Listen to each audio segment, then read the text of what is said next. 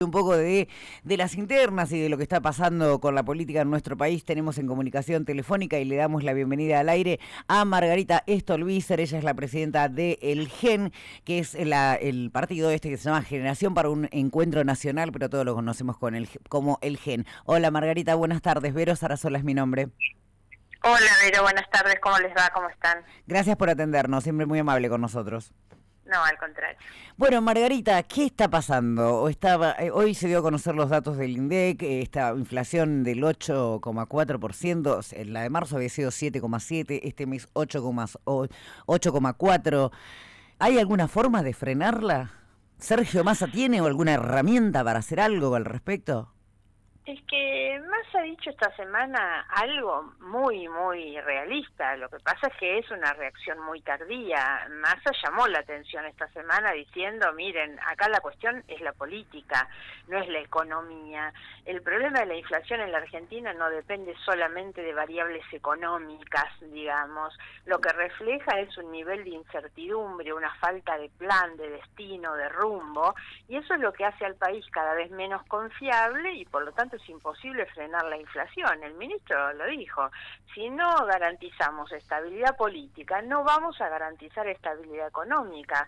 Para frenar la inflación hace falta equilibrios, diálogos, estabilidad, todas cosas que este gobierno no puede garantizar de ninguna manera, ¿no? Y creo que ese es el problema. A esta altura el plan es llegar a diciembre de la mejor manera o de la menos peor manera posible y después ver lo que nos depara la Argentina para el próximo año, ¿no?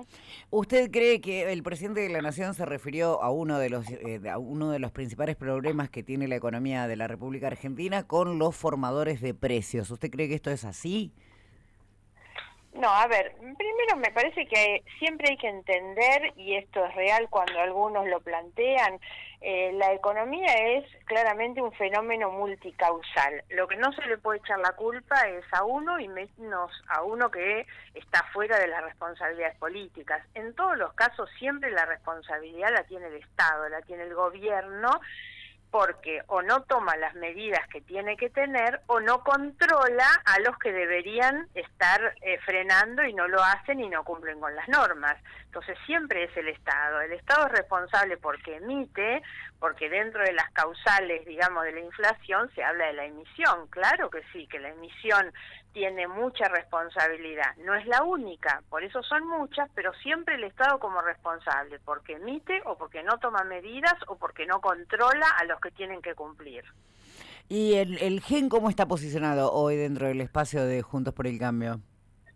Bueno, nosotros creemos ser ahí, digamos, como un punto de la balanza, planteando nuestra pertenencia Juntos por el Cambio como coalición opositora hoy en la Argentina y en la provincia de Buenos Aires desde una mirada, una perspectiva progresista, socialdemócrata, digamos, que intenta contrabalancear un poco la fuerza. Somos también un partido minoritario con relación a los otros, un partido que ingresó más tarde. Esta es una coalición que existe desde mucho antes que nosotros, entonces, bueno, nos cuesta bastante que nos abran los brazos, digamos, que nos reciban, pero ahí estamos. Discúlpeme, qué pena, ¿no? Porque yo que la conozco a usted hace mucho tiempo, la he entrevistado en muchísimas oportunidades, creo que si se escuchara un poco más las voces del GEN, son como, esto es a mi mirada, ¿no? Humildemente lo digo, los más dialoguistas, los más de sentarse a consensuar.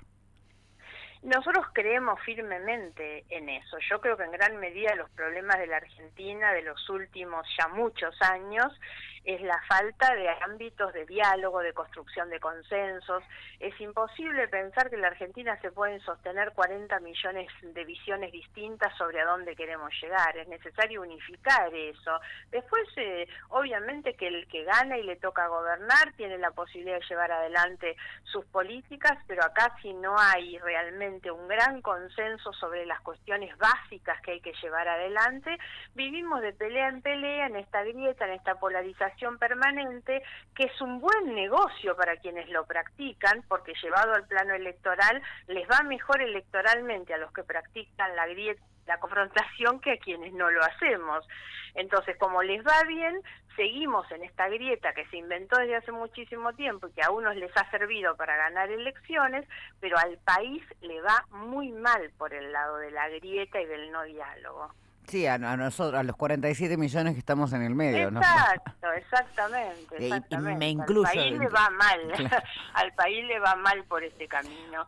En algún momento hay que plantarse y decir, bueno, hasta acá llegamos, hay que bajar los decibeles, que yo no digo no hay que uniformar pensamiento, al contrario, el debate y la discusión de ideas distintas siempre es bueno y sano para la democracia, pero se confronta en tiempos electorales. Acá en la Argentina es todo el tiempo y por todos los temas, y hoy vivimos en un clima en el que prácticamente el Congreso no puede sesionar porque lo que propone uno, el otro automáticamente dice que no, y no hay racionalidad para discutir qué es lo que la Argentina efectivamente necesita. Sí, lamentable, realmente lamentable.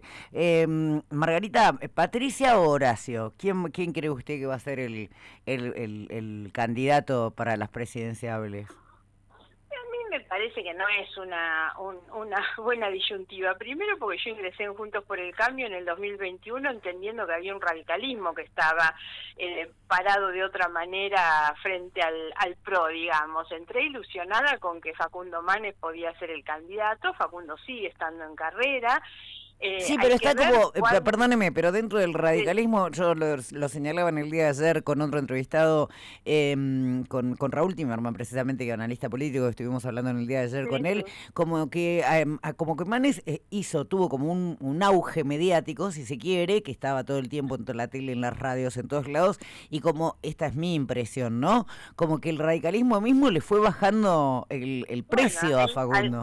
Algo de eso hay. Yo creo que hay desde luego errores propios y también un radicalismo que no se decidió finalmente a decir, bueno, tengo un buen candidato, juego con este buen candidato y compito para tratar de tener otro peso dentro de lo que es una coalición que puede gobernar, porque después las quejas siempre son, y bueno, los que ganan se quedan con todo, entonces se deja todo el campo libre para que la discusión se cierre dentro del PRO, ¿no?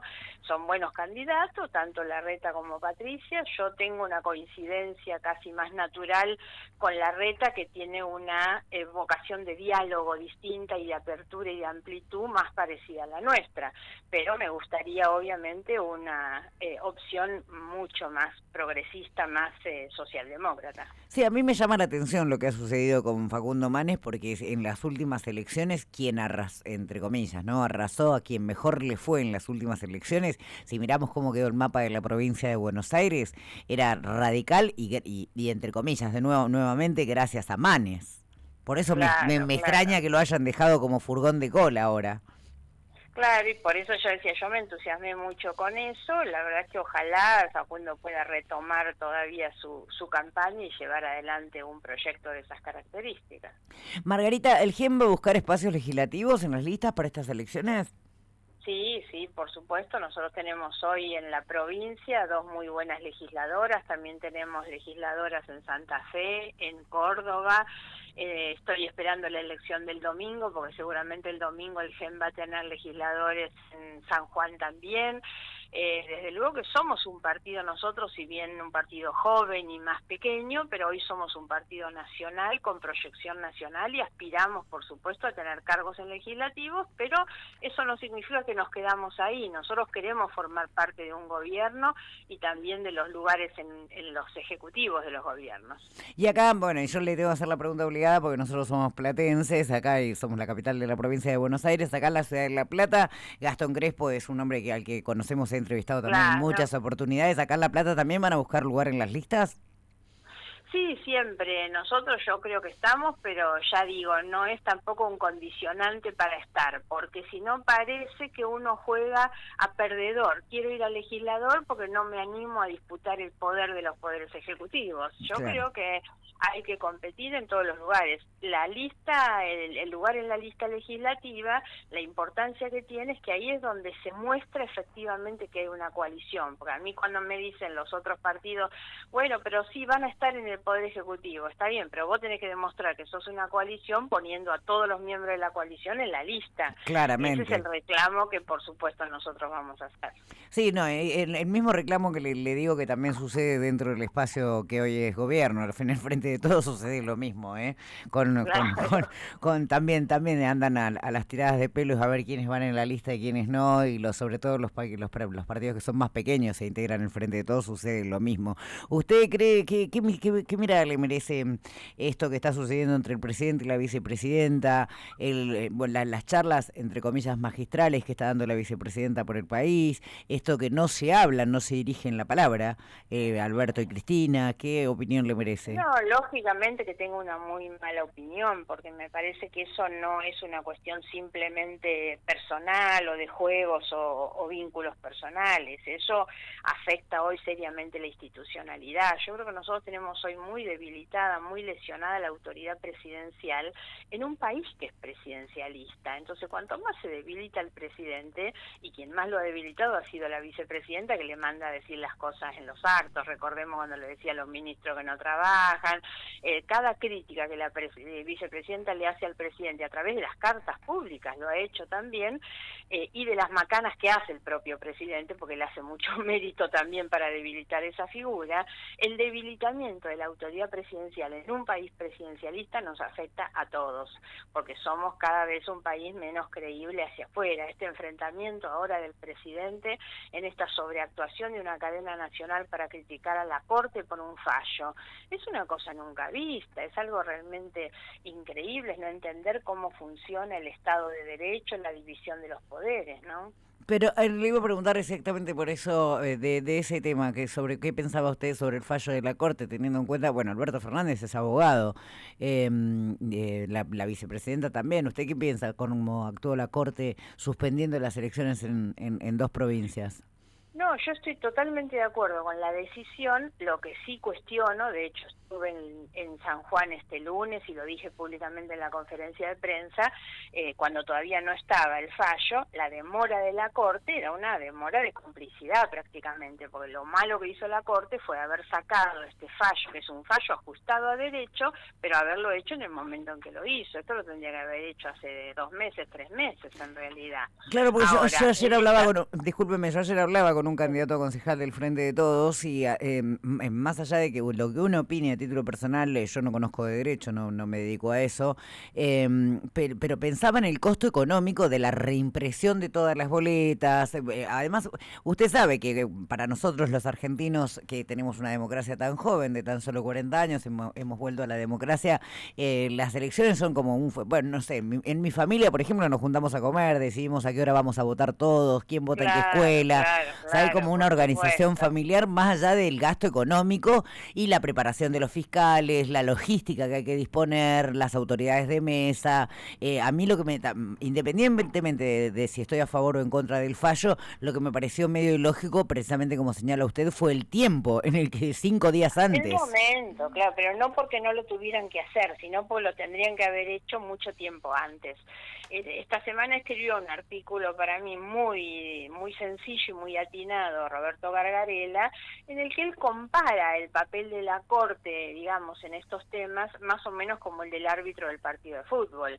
La Corte es prescindente de a quien le va bien o mal en la elección. La Corte tiene que garantizar que se cumplen las reglas y se hace de acuerdo a lo que dicen las reglas, que en este caso es la Constitución. El árbitro del partido de fútbol, lo mismo, al árbitro no le tiene que importar quién gana o pierde el partido, quién hace el gol. Lo que tiene que asegurar es que se juega de acuerdo a las reglas, digamos. Esa es la intervención de la Corte. La Corte dijo, no, si la Constitución no lo permite, bueno, obviamente que no se puede hacer. Lo debió haber hecho antes. Ahora, fijémonos las actitudes.